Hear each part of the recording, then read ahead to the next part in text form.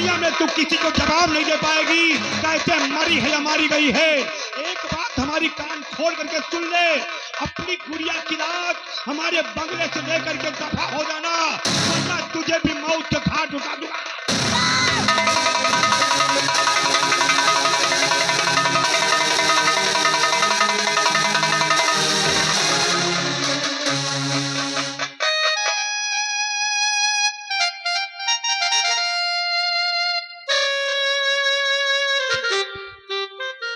गुड़िया गुड़िया गुड़िया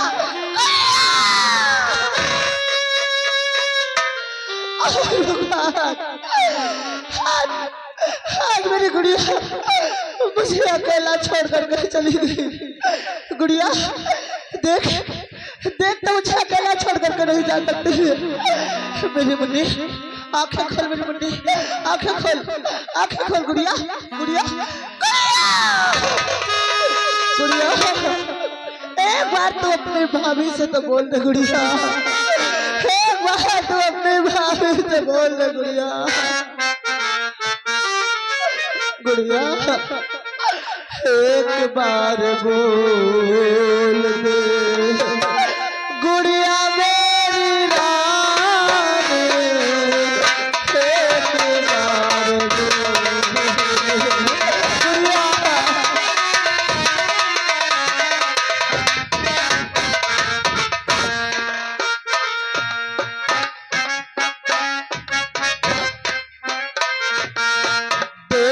रक्षक भक्षक बन गए तीनों जाने गवाहे।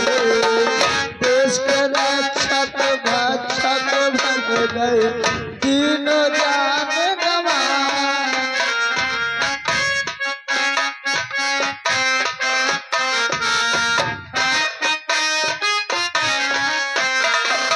एक बूंद पानी के खातिर तीन जाने गवाए, एक बूंद पानी के खातिर तीन जाने गवाए।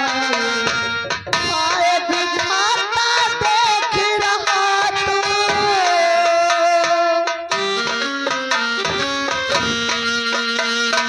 आए बुझाता देख रहा तू, एक बार बोल दे गुड़िया मेरी रानी, एक बार बोल दे गुड़िया।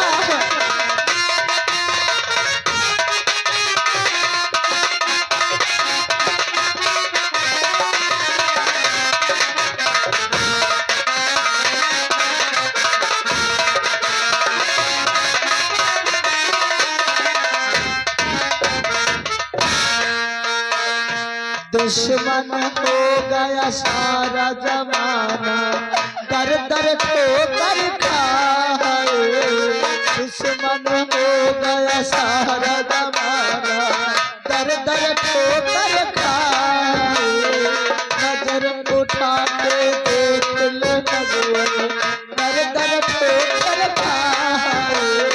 नजर उठा के देख ले नजर, दर दर ठोकर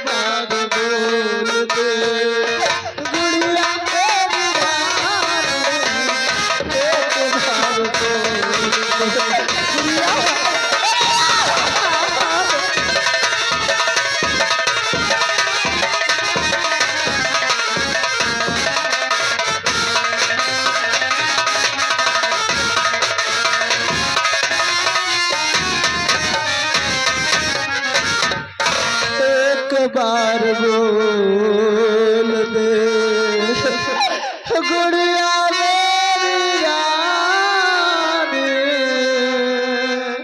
एक बार बोल। गुड़िया मैं तेरी लाश को अच्छा नहीं दफन करूंगा गुड़िया।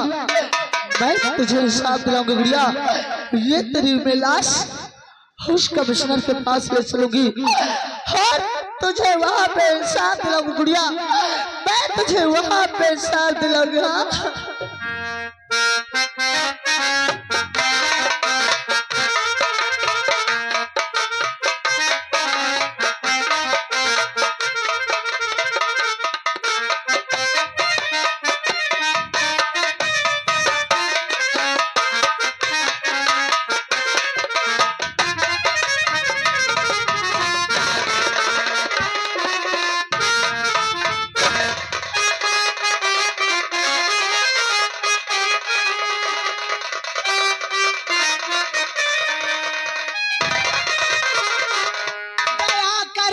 अबला पे मालिक सुन लो मेरी पुकार।